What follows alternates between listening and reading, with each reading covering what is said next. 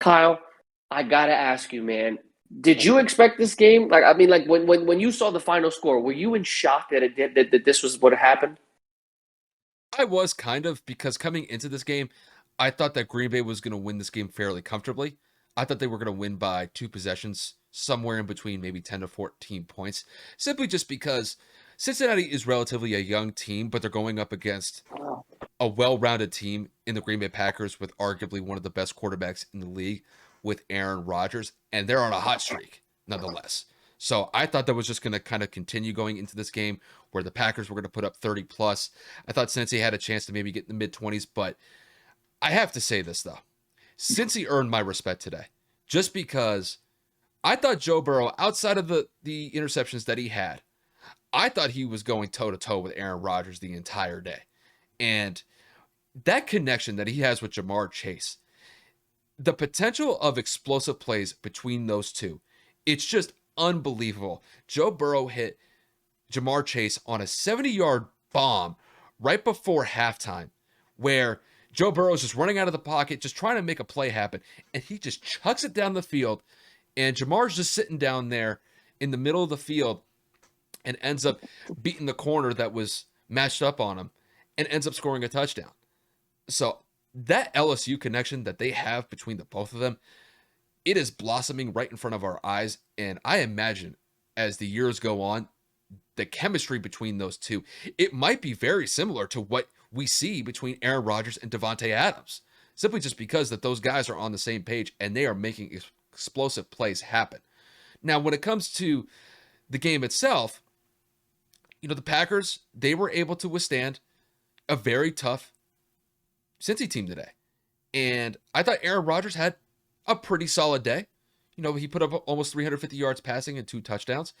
But, to me, the connection between him and Devontae Adams is just money in the bank.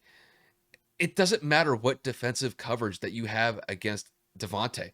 He's able to find the weaknesses in those defense and exploit it to the biggest potential possible. And 11 receptions for 206 yards, Kevin, and a touchdown as well. Like, these are Madden type numbers. Like, this is ridiculous. And I just don't know how you're going to be able to stop that unless you put Devontae Adams in gunner coverage. It's the only way I could see them really stopping Devontae at this point. The fact that he put up 206 yards on Cincy's defense, and Cincy's defense is actually not that bad when you really kind of compare it to the rest of the league. Bro, he was unstoppable today. But I've talked about Joe Burrow, I've talked about Jamar Chase, I've talked about Aaron Rodgers, and I've talked about Devontae Adams, but I have to talk about something that, Kev, we don't necessarily talk about a lot, and that is special teams. The special teams for both teams in this game were utterly atrocious. Despite the Packers winning, Mason Crosby missed 3 field goals in a row that could have potentially won them this game.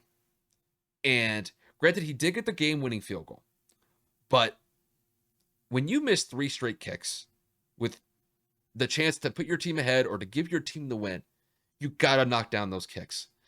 And it's just they weren't able to get either the snap or the hold right, and he ended up missing 3 straight. And not only that, since he's field goal kicker, I believe the guy's name is Jason Sly. I got to make sure I have his name right. Since he's McPherson, Oh, that's the guy from okay. he's So from UF. so he had a bad day too. He had a chance to take this one for Cincy in overtime, but he wasn't able to knock it through. I believe on the one field goal that he had, I think it actually hit the flag on the upright. So he was that close to winning it. And he actually thought that they had won the game. But special teams is so critical in the game of football. And I thought both special teams units today, they really came up flat. It's just Mason Crosby was able to get the kick that won them the game at the end. I mean, honestly, that game could have been decided within like the first 2 minutes of overtime after Joe Burrow threw a horrendous interception on their own side of the field, with literally with like the first or second play in overtime. So, all in all, a great game between a legend at the quarterback spot in Aaron Rodgers, an up and coming star in Joe Burrow. But really, kind of the main takeaway today was just the special teams on this in this game were just horrendous across the board. But Green Bay did enough to get the win on the road, and they're sitting at 4-1, and since he takes a seat back at 3-2. But Kevin, I'll kick it to you from here. I mean, it's literally like Kyle said. It's unless you put like basically what I would call is Calvin Johnson coverage, where you put two corners on one fucking receiver. And even at that, I don't even know if that's going to be able to stop him at the way that he's going because Devontae Adams is literally the best receiver in football, and it is not close. I know DeAndre Hopkins and Stephon Diggs are all up like phenomenal top three receivers in the like. You can make arguments for each of them being the best, but the things that Devontae does week in and week out, I mean, the connection with Aaron Rodgers, it's just the Green Bay Packers are on another level right now in terms of just connecting, in terms of like fluidity as a unit. Outside of Mason Crosby's atrocious day in special teams, all units were able to make plays happen. Again, 2 interceptions from Joe Burrow showed that the Packers could create the turnovers. They were able to get to the quarterback, get some hits on Joe, rough him up a bit, make life a little bit more difficult. But still, at the end of the day, as Kyle said, this game came within an ass hairs of a victory for the Bengals. They were not able to capitalize on the missed opportunities from Mason Crosby. But it does show that Cincinnati can compete with some of the top talent in the NFL. And I mean, again, Kyle and I both predicted the Green Bay Packers to win this game pretty convincingly, not handedly, but overall, it shows that Joe Burrow can lead a team. It shows that Cincinnati's defense can make life hell, even for a former MVP and a Super Bowl champion like Aaron Rodgers. I'm not going to say hell in the sense of where he made a lot of mistakes, but they did make life a little bit harder for Aaron than most teams have in the past. So I will give them credit. Maybe this game is a complete blowout if Mason makes those field goals. Maybe it's not. Who knows? I mean, if Joe Burrow doesn't throw those 2 interceptions, does Cincinnati win this game?